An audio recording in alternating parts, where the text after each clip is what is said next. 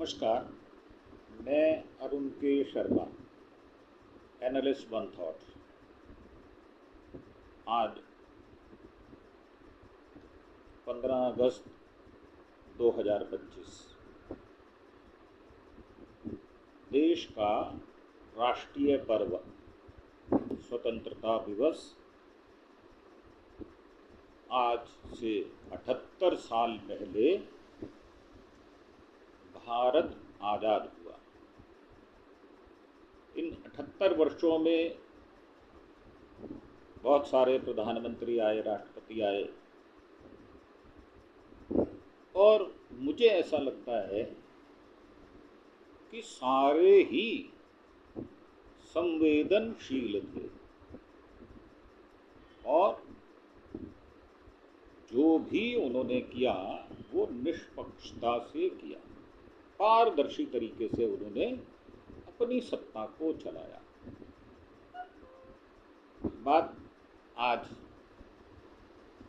वर्तमान प्रधानमंत्री की करेंगे, उससे पहले आपसे एक प्रार्थना है कि आप हमारे चैनल अरुण के शर्मा एनालिस्ट वन थॉट को अधिक से अधिक संख्या में सब्सक्राइब करें। उसका एक कारण ये भी है कि हम सभी विषयों पर बेबाक अपनी राय रखते हैं और सही दिशा में कदम उठाना ये हमारा बचपन से स्वभाव रहा है। तो गलत बात को गलत कहना और सही बात को सही कहना निष्पक्षता से, पारदर्शी तरीके से, तो हम काफ़ी मेहनत लगाकर आपके सामने ये एपिसोड प्रस्तुत करते हैं। तो डिज़र्व करते हैं कि आप हमें सब्सक्राइब अवश्य करेंगे और ज़्यादा से ज़्यादा संख्या में करेंगे। अपने सज्जनों, मित्रों, दोस्तों, रिश्तेदारों, पड़ोसियों से आप हमारे चैनल को सब्सक्राइब भी करवाएंगे। अब बात करते हैं प्रधानमंत्री के लाल किले की प्राचीर से भाषण के विषय में। क्या कहा उन्होंने और कौन कौन सी घोषणाएं की उन्होंने, तो उससे पहले एक जो मन में घटना है वो हम आपको और बता देते हैं कि देश में इस समय नेचुरल क्लैमिटी यानी जो घटनाएं प्राकृतिक तौर पर हो जाती हैं, पिछले करीब 1.5-2 महीने में 40 से 50 बार अलग अलग जगहों पर बादल फटने की घटनाएं हुई है।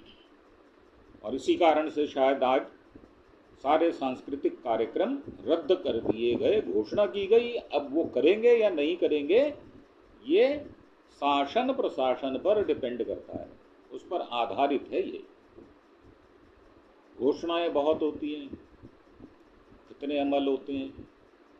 प्रधानमंत्री ने एक बार बिहार में भी घोषणा की थी और जैसे मदारी होते हैं वैसे उन्होंने बोली लगाई थी बिहार की।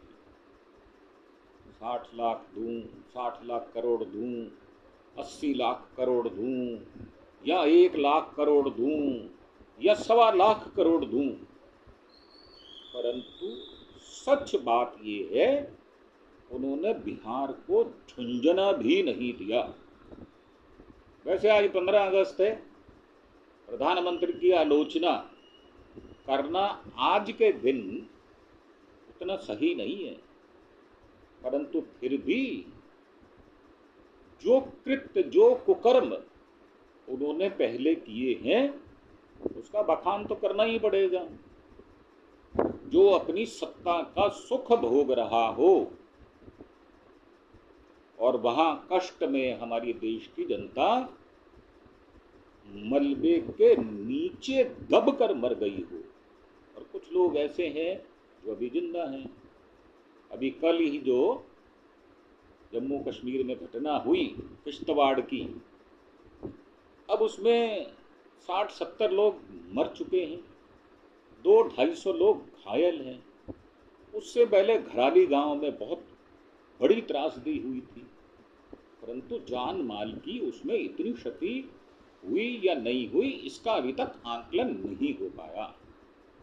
तो मेरा मानना ये है कि जब हम इस तरह के पर्व मनाते हैं और हम आपस में सबको शुभकामनाएं और बधाइयाँ देने का आदान प्रदान भी करते हैं, तो हमारे सब कॉन्शियस माइंड में ये रहना चाहिए कि आज देश की परिस्थिति दरअसल में क्या है, ग्राउंड जीरो पर हम कितना सुखी, कितना दुखी, कितने कष्ट में, कितने सुख में है, इस बात की विवेचना करने का आज महत्वपूर्ण दिन है। अब उन्होंने कह दिया है, वैसे तो उन्होंने पिछले 2.5-3 साल में पेट्रोल का दाम कम नहीं किया, रूस से 30% सस्ता लेने के बावजूद भी व्यापारी दिमाग नरेंद्र मोदी, उसको लाभ की चिंता ज्यादा रहती है। इसलिए जनता पर बड़े हुए भाव लादने का काम ये गपोड़ संखी झुटेला ये व्यक्ति करता है। और आज भी जो घोषणाएं हुई हैं वो क्या उसका लाभ मिलेगा नहीं मिलेगा इसकी हम विवेचना आगे करने वाले हैं। तो उन्होंने कहा जरूरी सामान पर टैक्स घटाएंगे। तो मोदी साहब, आपको किसने कहा था कि आप दूध पर, दही पर टैक्स लगा दें? बच्चों की किताबों पर 18% आपने जीएसटी लगा दिया। बहुत सारी मेडिकल की ऐसी दवाइयां हैं जो जरूरी हैं, बहुत सारे ऐसे इक्विपमेंट हैं मेडिकल के जो जरूरी हैं, जान रक्षक हैं वो। अगर वो नहीं होंगे तो जीवन की रक्षा करना मुझे लगता है वो मुश्किल नहीं दुस्तर हो जाएगा। उस पर भी 18% जीएसटी आपने लगाया, तो कैसी बुद्धि है आपकी? बुद्धि का दिवाला है या कुछ विवेक या कुछ बौद्धिक स्तर पर आपका कोई पैमाना, कोई मापदंड है? देश को इसलिए झूठ बोलना कि मैंने पोस्ट ग्रेजुएशन किया है, आपने एक ऐसी डिग्री का नाम ले लिया एंटायर पॉलिटिकल साइंस, जिसकी डिग्री दिखाते हुए आपके हाथ पैर कांपने लगते हैं। क्यों नहीं दिखाते? तो अब उन्होंने कहा कि जीएसटी का स्लैब 4 से घटाकर 2 करने का प्रस्ताव है। जो व्यक्ति 28% का जीएसटी लेता हो, खुली लूट करने के बाद, जिसको राहुल गांधी ने गब्बर सिंह टैक्स का नाम भी दिया था, जिसको शर्म ना आती हो, जो बेशर्म हो और इतना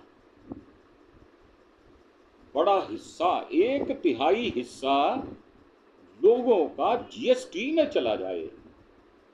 मैंने एक एपिसोड किया था जिसमें आपको बताया था कि पेट्रोल डीजल पर 43% टैक्स है। 43% अगर टैक्स उस पर चला जाए, जीएसटी में 28% चला जाए, इनकम टैक्स में 33% लैंडिंग रेट जो है वो 30 प्लस लेवी है। अगर 30 प्लस 3% लेवी है, अगर वो चला जाए तो जो 2 लाख रुपए महीने की इनकम करता है, मुझे लगता है कि उसके पास 70-80 हजार रुपए से ज्यादा हाथ में पैसा नहीं रहता। और ये लुटेरा सब कुछ नोच लेना चाहता है। ये कहा तो है कि 3.5 करोड़ रोजगार के लिए नई योजना बनाएंगे, तो 11 साल और 3 महीने आपके शासन के पूरे हो चुके। कब बनाओगे भाई साहब, ये तो बताओ। क्योंकि आप किसी को बताना नहीं चाहते और सही मायने में आप जवाब भी नहीं देना चाहते। अभी ताजा ताजा घटना है सुप्रीम कोर्ट की कल की, जिस आधार कार्ड को आपका केंचुआ चुनाव आयोग नहीं मानने को तैयार था, उसको मानना पड़ा, सुप्रीम कोर्ट में कन्विंस होना पड़ा। और जिन 65,64,000 लोगों का नाम वोटर लिस्ट से काट दिया गया और आपके नियुक्त किए गए जो चीफ इलेक्शन कमिश्नर हैं ज्ञानेश कुमार गुप्ता, वो गुंडागर्दी पर उतर आए। ऐसे व्यवहार करें जैसे कोई गली का गुंडा करता है। वो कहते हैं कि मैं नहीं दूंगा, लिस्ट नहीं दूंगा, नहीं बताऊंगा कि 22 लाख लोग मर गए तो कौन से डिस्ट्रिक्ट में, कौन से एमएलए की कॉन्स्टिट्यूएंसी में कितने लोग मरे। 35 लाख लोग वहां से पलायन कर गए तो कौन सी विधानसभा में कितने लोग पलायन कर गए, उनका नाम नहीं दूंगा। और एक कैटेगरी है रिकमेंडेबल और नॉन रिकमेंडेबल, जो बीएलओ के पास अधिकार आपने दे दिया, उसमें कितने कितने नाम एक एक डिस्ट्रिक्ट के अंदर हैं। 1.5 लाख से लेकर 2 लाख नाम जो हैं वो हर एक डिस्ट्रिक्ट के अंदर जो एमएलए की सीट है उस पर वो रिकमेंड किए गए हैं बीएलओस द्वारा। और खास तौर से उन लोगों के नाम किए गए हैं जो आने वाले नवंबर के चुनाव में बिहार का चुनाव लड़ना चाहते हैं। तो ये बदमाशी, ये हेरा फेरी, ये लुक्कागिरी, ये गुंडागर्दी कौन कर रहा है? अगर आज 15 अगस्त के दिन हम विचार नहीं करेंगे तो ऐसा कौन सा दिन है शुभ मुहूर्त में राष्ट्रीय पर्व के उत्सव पर अगर हम पीछे मुड़कर नहीं देखेंगे कि हम क्या कराए और क्या नहीं करके गया है। और मोदी साहब तो नेहरू जी को गुजरे हुए 64 वर्ष हो गए, उनको भी गाली गलोच ये गलीच आदमी स्टेज पर खड़े होके करता है। इंदिरा गांधी गोलियों से छलनी कर दी गई और ये वाहियात आदमी उनका नाम लेकर कैसी बदतमीजी से ये व्यक्ति बात करता है, इसके बारे में भी आज विवेचना करने का दिन है। राजीव गांधी को कैसे भ्रष्टाचारी बताकर उसकी निंदा की जाती है और कैसे घेराघारी करके जो राहुल गांधी हैं उनको घेरे में ले लिया जाता है। तो ये देखने वाली बात है। अब क्योंकि 103 मिनट का भाषण है और उसमें बार बार ऑपरेशन सिंदूर पर चर्चा की जाती है, सेना के शौर्य पर, उसके पराक्रम पर दावा ठोक दिया जाता है। हालांकि ये देश उनको भूलेगा नहीं, वर्षों वर्षों याद रखेगा, दशकों दशकों याद रखेगा। और सबसे बड़ी उपलब्धि इस वर्ष की ये है कि नरेंद्र मोदी पहली बार लाल किले से आरएसएस की तारीफ करते नजर आते हैं। एक समय था जब आरएसएस की सदस्यता होने पर सरकारी नौकरी नहीं मिलती थी, परंतु इस व्यक्ति ने उस आरएसएस के भांडों को, ऐसा कौन सा एजुकेशनल इंस्टीट्यूशन है जहां पर फिट नहीं कर दिया? कौन सा ऐसा पब्लिक सेक्टर है जहां पर उनको डायरेक्टर बनाकर जो राजनीतिक व्यक्ति हैं उनको फिट नहीं कर दिया? अब वो कह रहे हैं कि लगातार 12वीं बार मैं तिरंगा फहरा रहा हूं, तो ये बात इतिहास में दर्ज होगी। और इस दौरान उन्होंने आज तक का सबसे लंबा भाषण दिया और उसकी शुरुआत ऑपरेशन सिंदूर से की। तो मैं एक यहाँ प्रश्न खड़ा करता हूं, जिन हमारी बेटियों के मांग का सिंदूर उजड़ गया, मिट गया वो हमेशा हमेशा के लिए, तो क्या उन बेटियों के घर में नरेंद्र मोदी गए, सांत्वना दी, किसी के पास जाकर उसको सहायता का चेक भेंट किया? तो इन प्रश्नों के उत्तर आपको ना में मिलेंगे, क्योंकि पुलवामा के शहीदों को आज तक शहीद का दर्जा नहीं मिला। तो कैसे जो घटना अभी 22 अप्रैल को हुई, तो उसके पीड़ित व्यक्तियों को उनके विषय में बात करना, और पुंछ में जो हमारे सिविलियन गुजर गए गोलाबारी में पाकिस्तान की, उनके विषय में बात करना, मुझे लगता है ये मोदी साहब के बस की बात नहीं है। ऐसा डरपोक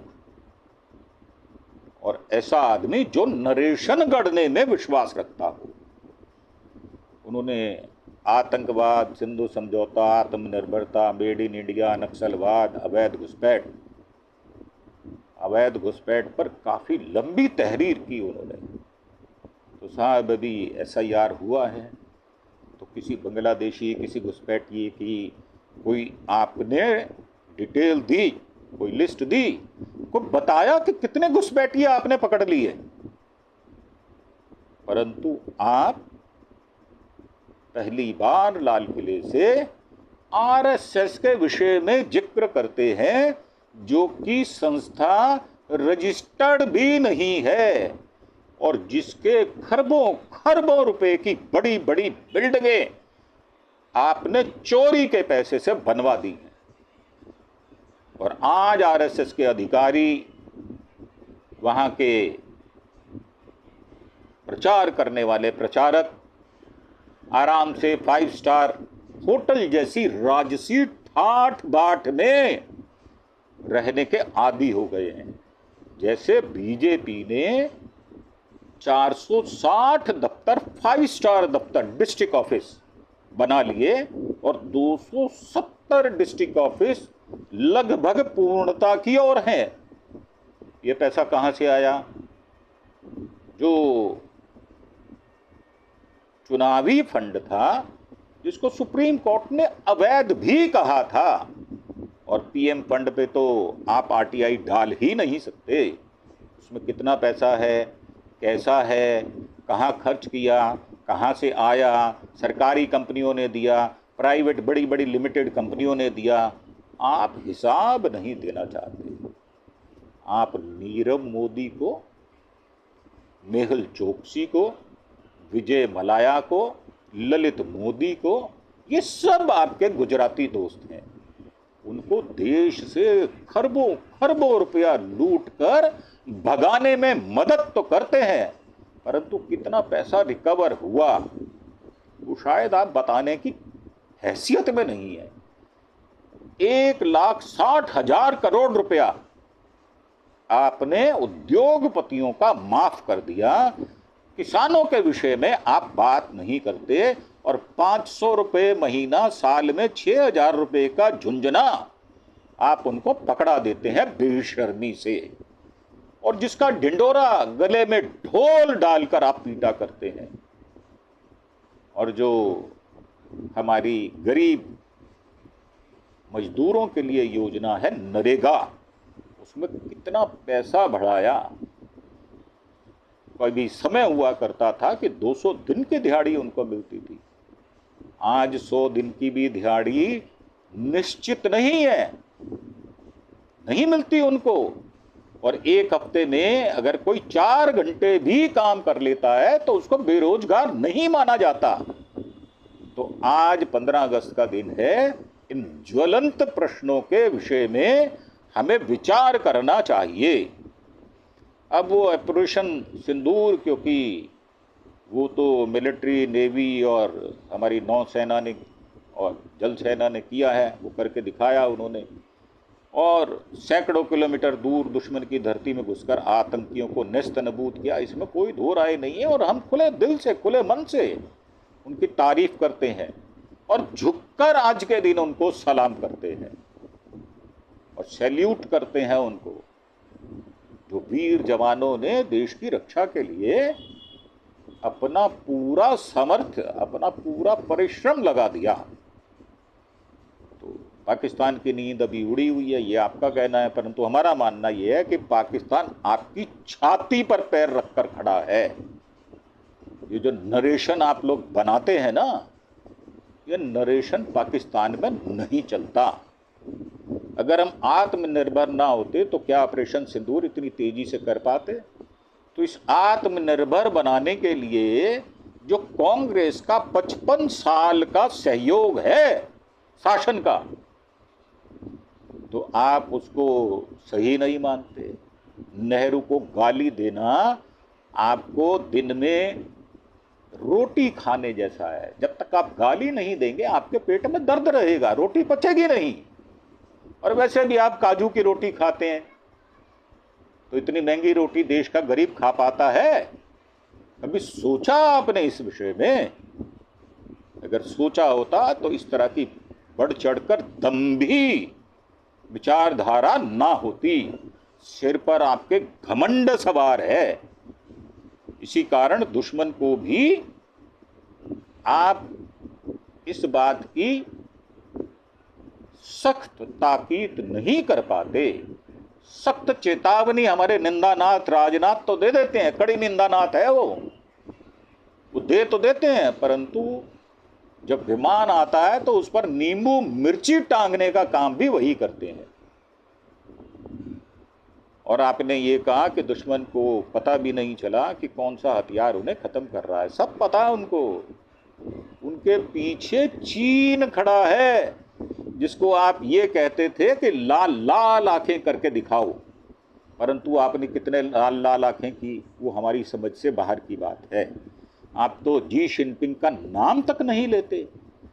डोनाल्ड ट्रंप ने आपको झन्नाटेदार 35 बार ये स्टेटमेंट दे दी, और नरेंद्र मोदी डरपोक किस्म का आदमी उसका नाम तक नहीं लेता, जैसे मणिपुर का नाम नहीं लेता। तो मेरा मानना ये है कि ये जो बकवासबाजी करते हो ये उचित नहीं है। जनता आपकी सारी चालबाजी को और सारे कुकृत्य को, आपके कर्मों को देखता, समझता और जानता है।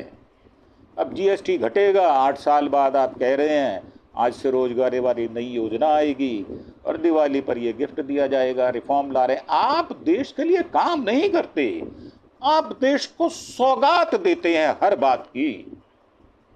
तो ऐसे कौन से धन्ना सेठ है? आपका बाप कौन सा खरबों खरबों रुपए छोड़कर चला गया आपके लिए, जो आप सौगात देते हो? ये शब्द कहते हुए शर्म आनी चाहिए। 85 करोड़ लोगों को जो भारत सरकार भीख का कटोरा पकड़ाए हुए है, वो सौगात की बात करती है, क्योंकि सत्ता की अफीम चाटने वाले, सत्ता का धतूरा चाटने वाले धर्म की आड़मर लोगों को 80-20 में बांट देते हैं। एक रहोगे तो नेक रहोगे के नारे लगाते हैं, और मुसलमानों से नफरत करने वाला ये नफरती कीड़ा इतिहास की बात करते हुए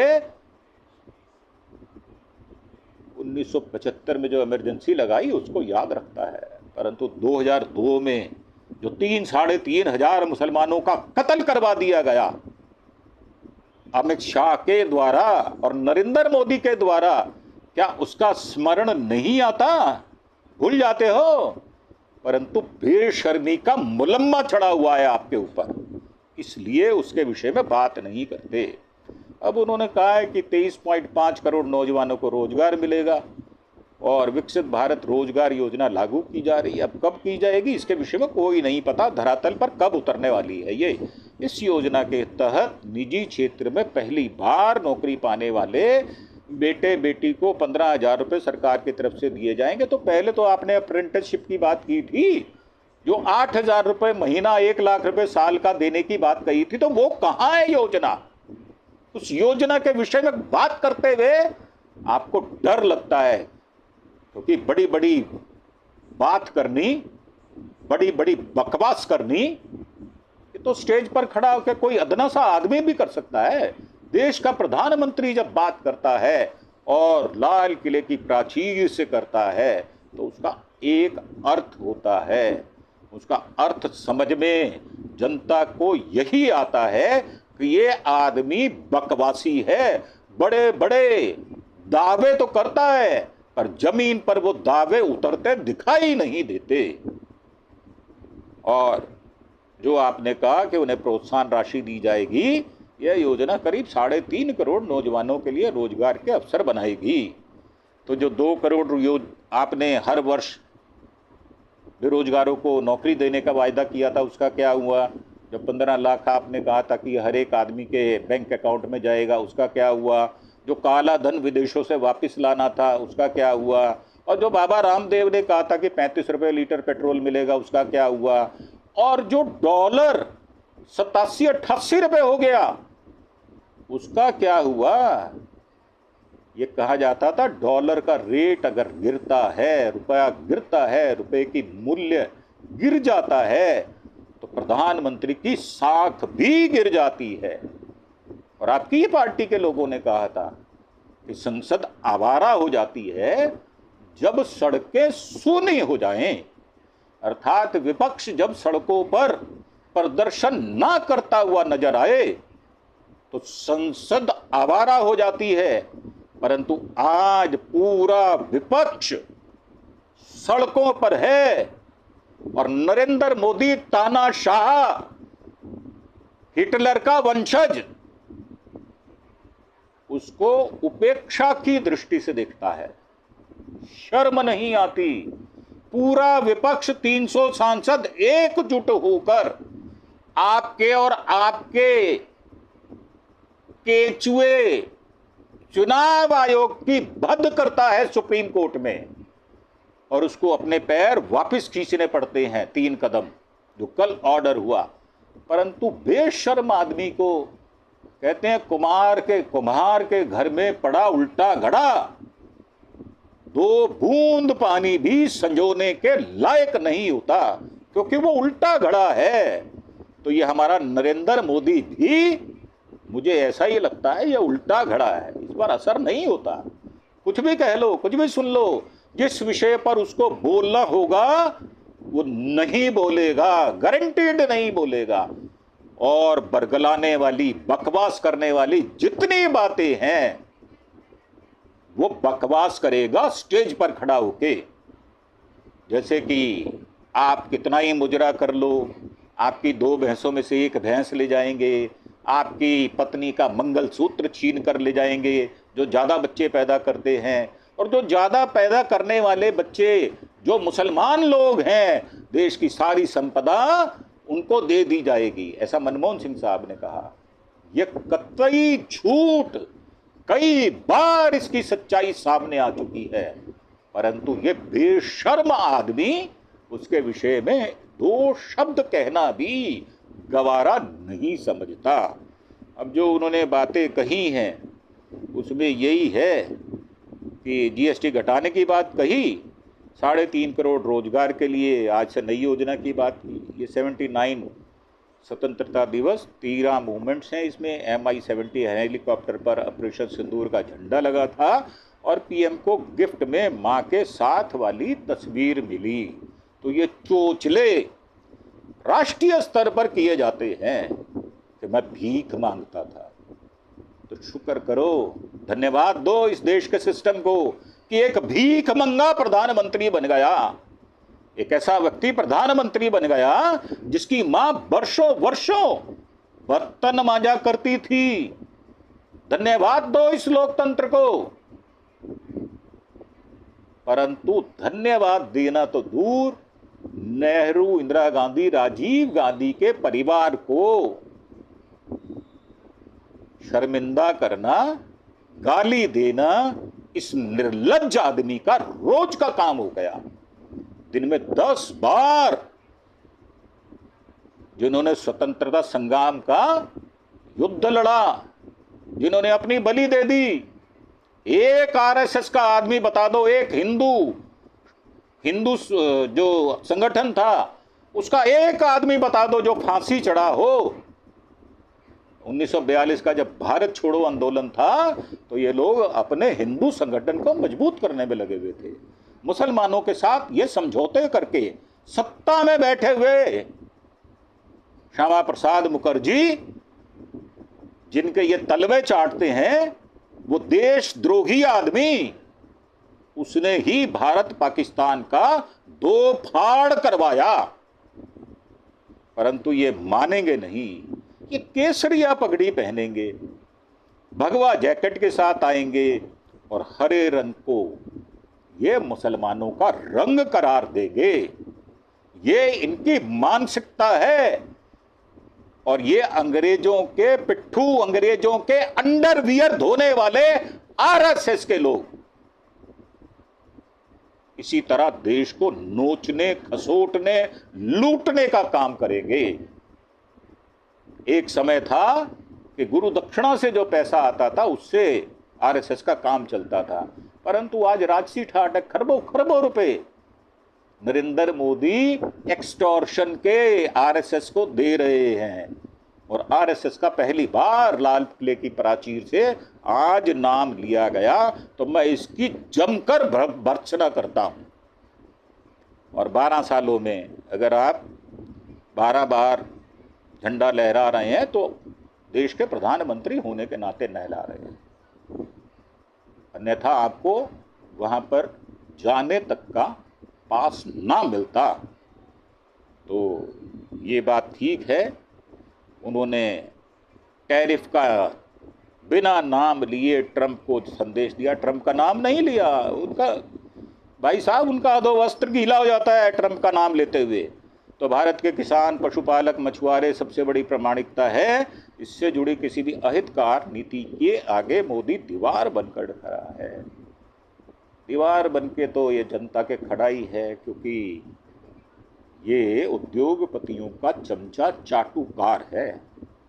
खरबों खरबों रुपए की उनसे फायदा लेकर उनको देश का सबसे बड़ा उद्योगपति बनाने वाला यही बेईमान आदमी है। तो जो बयान दिए गए हैं, और उन्होंने कहा कि भारत के बीच एक द्विपक्षीय व्यापार समझौता पर बातचीत हो रही है। अमेरिका चाहता है कि भारत कृषि, डेयरी सेक्टर में टैक्स कम करे, साथ ही मक्का, सोयाबीन, सेब, बादाम, इथेनॉल जैसे सामान पर टैरिफ कम करने और अमेरिकी डेयरी उत्पादों को भारत में ज़्यादा बेचने की अनुमति दे। तो 6 बड़ी बातें उन्होंने कहा है कि खून और पानी एक साथ नहीं बहेगा, और उन्होंने कहा कि किसी की लकीर छोटी करने से ऊर्जा ना खपाएं, हमें किसी की भी लकीर छोटी नहीं करनी। तो आप असल में जो काम करते हो वो दुनिया को मना करते हो। यही तो छंदम वेशी आदमी का चरित्र होता है, यही पहचान होती है। वो जिस बात के लिए दूसरे को टोकेगा, दूसरे को नसीहत देगा और खुद मियां वसीयत रहेगा, तो ऐसा व्यक्ति धोखेबाज होता है। जो दूसरे की लकीर को छोटा करता है और अपनी लकीर को बड़ा करते हुए दूसरों को ताकीद करता है। तो दाम कम रखें, लेकिन दाम ज़्यादा है तो किसने रखे दाम ज़्यादा, ये भी बताओ।